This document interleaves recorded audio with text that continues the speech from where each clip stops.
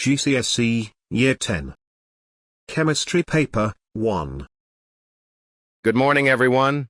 Today's lesson is about balancing chemical equations, one of the most important skills in chemistry. First, let's remind ourselves how a chemical equation works. The substances we start with are on the left-hand side. What do we call them? They are called reactants. The new substances formed on the right-hand side are called the products. Now, for an equation to be balanced, what rule must we follow? The number of atoms of each element must be the same on both sides. This is because of the law of conservation of mass. When balancing equations, what are we allowed to change? Only the coefficients, the big numbers in front of formulas. We never change subscripts inside formulas. So, what is the first step when balancing any equation? We list each element and count how many atoms appear on both sides. Let's start with a simple equation. H2 plus O2 yields H2O. How many oxygen atoms are on the reactant side? There are 2 oxygen atoms. How many hydrogen atoms are on the product side? There are 2 hydrogen atoms. To balance oxygen, we place a 2 in front of H2O. Now we must recount the atoms. We now have 4 hydrogens on the right. So what do we do next? We place a 2 in front of H2. The final balanced equation is 2H2 plus O2 yields 2H2O. Why can't we balance this by changing O2 to O? Because that changes the chemical formula, which is not allowed. Now let's move to a combustion reaction.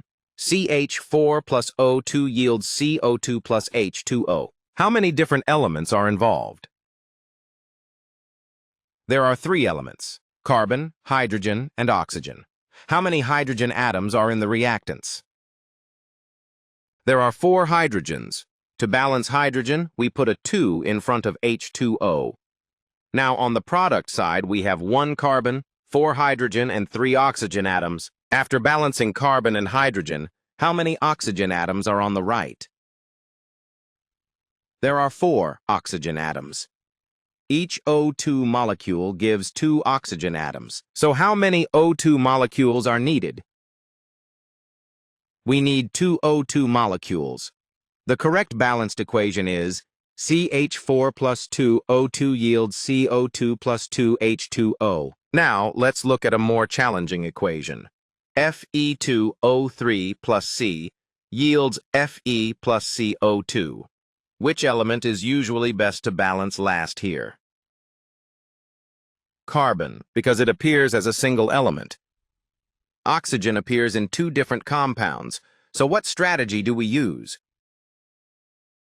We find a lowest common multiple. There are 3 oxygens on the left and 2 on the right. The lowest common multiple of 3 and 2 is 6. To get 6 oxygen atoms on the left, we put a 2 in front of Fe2O3. To get 6 oxygen atoms on the right, we put a 3 in front of CO2. Now, how many iron atoms are on the left? There are 4 iron atoms.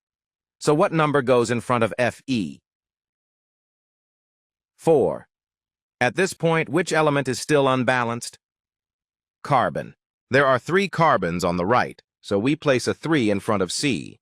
The final balanced equation is 2Fe2O3 plus 3C yields 4Fe plus 3CO2. Let's check another example. 2Mg plus O, 2 yields 2MgO. How many magnesium atoms react? 2 magnesium atoms. How many oxygen molecules react? 1 oxygen molecule. Now check this equation. Na plus Cl2 yields NaCl. Is it balanced?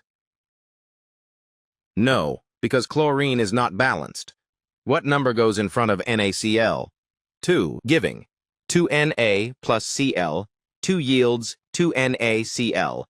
If you ever struggle to balance an equation, what should you double-check? Your atom counts, the formulas, and that you are only changing big numbers.